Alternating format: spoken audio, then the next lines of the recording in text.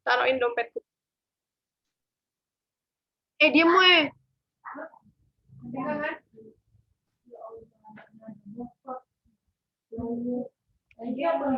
Assalamualaikum warahmatullahi wabarakatuh. Alhamdulillahirrabbilalamin. Assalatu wassalamu ala asrofil anbiya'i wal mursalin wa ala alihi wa sahbihi rasulillahi ajmain amma ba'du. Yang terhormat kepada Bapak Rizky Syafril selaku dosen pengampu mata kuliah aspek hukum dalam bisnis, dan seterusnya kepada teman sekalian.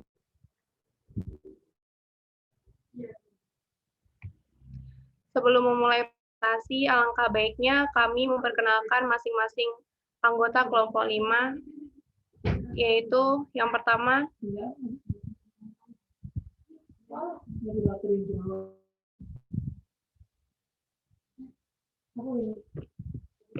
Mati Fayandui, Dewi Amalia Putri, Vindo Yolanda, Azriel Faris. Untuk pembahasan yang pertama yaitu mengenai gambaran umum sengketa yang akan dibacakan oleh saya sendiri.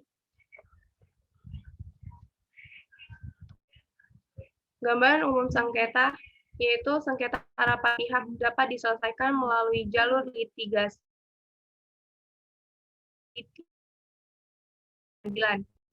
Sengketa melalui jalur litigasi yaitu penyelesaian sengketa di antara para pihak yang dilakukan melalui pemeriksaan di hadapan hakim dalam sebuah lembaga peradilan.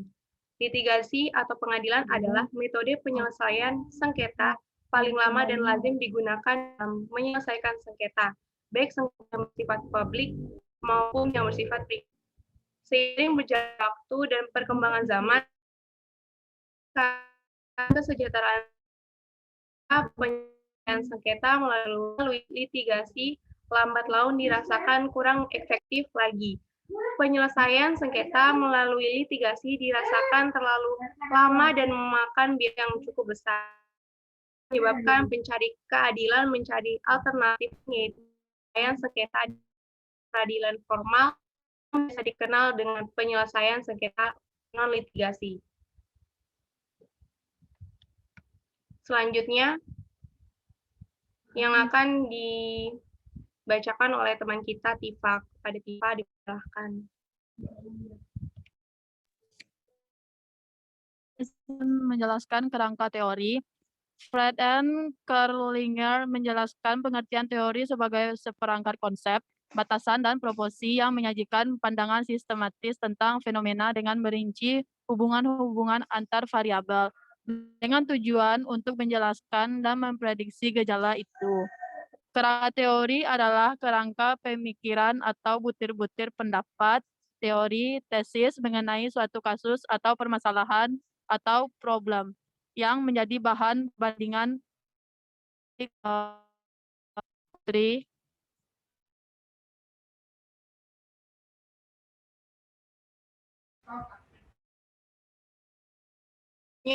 Dijelaskan oleh teman kita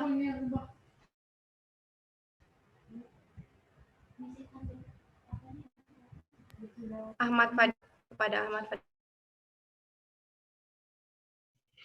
Untuk materinya teori efektivitas hukum. Istilah teori aktivitas hukum berasal dari terjemahan bahasa Inggris, yaitu effectiveness of the legal theory. Bahasa Belanda disebut dengan Effektivitäten des Jus. Bahasa Jermannya yaitu Wirksamkeit Rechtlichen de Theorie. Teori aktivitas hukum ini digunakan untuk menelah sejauh mana aktivitas upaya mediasi dalam menyelesaikan sengketa antara para pihak, khususnya sengketa konsumen di BPSK. Suarjono Suekanto mengatakan bahwa efektif adalah taraf sejauh mana suatu kelompok dapat tujuannya. Teori efektivitas hukum menurut Suarjono Suekanto adalah bahwa efektif atau tidaknya suatu hukum ditentukan oleh 5 faktor, yaitu 1. Faktor hukumnya sendiri, undang-undang, faktornya yang membentuk pun menerapkan hukum, 3. Faktor sarana aktivitas yang mendukung menegakkan hukum, 4. Faktor masyarakat, yakni di mana hukum tersebut berlaku atau diterapkan, dan yang kelima, faktor kebudayaan, yakni sebagai hasil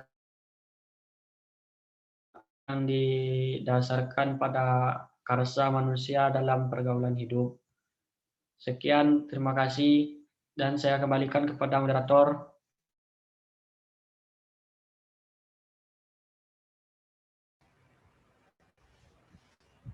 Selanjutnya akan dibacakan oleh teman kita Vindo. Kepada Vindo, dipersilahkan. B. Teori mediasi.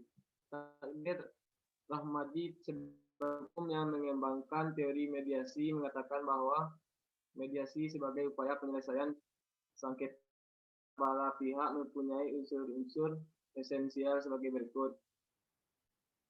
1. Mediasi merupakan cara penyelesaian sengketa perundingan berdasarkan pendekatan sepakat dan konsensus pada para pihak. 2. Para pihak meminta bantuan pihak lain yang bersifat tidak memihak yang disebut mediator. 3. Mediator tidak memiliki membantu para pihak yang bersengketa dalam mencari penyelesaian yang dapat diterima pada para pihak. Bahwa mediasi adalah upaya penyelesaian sengketa yang diupayakan dengan bantuan para pihak lain. Sifat tidak melalui pendekatan dan konsensus dan penyelesaian sengketa tersebut tidak memiliki kewenangan memutus. Faktor pendorong para pihak untuk menempuh mediasi menurut Takdir Rahmadi. 1.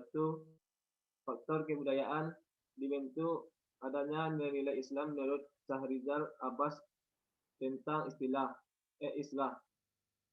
Para sarjana di Amerika melihat mediasi dipengaruhi oleh nilai-nilai spiritual Konfusius yang menekankan pada nilai penting keharmonisan.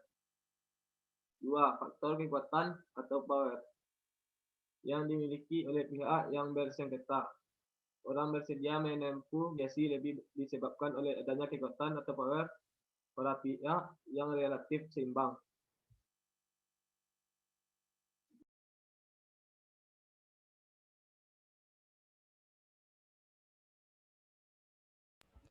Selanjutnya akan teman kita Azriel. Kepada Azriel, dipersilakan. Kerangka konseptual. 1. Konsep.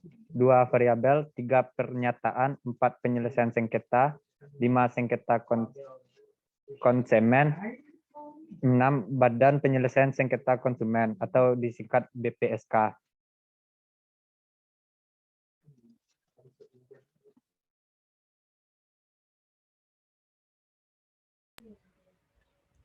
Baiklah, cukup sekian presentasi dari kelompok 5. Salah janggal mohon maaf. Saya selaku moderator kelompok 5 pamit undur diri. Wassalamualaikum warahmatullahi wabarakatuh.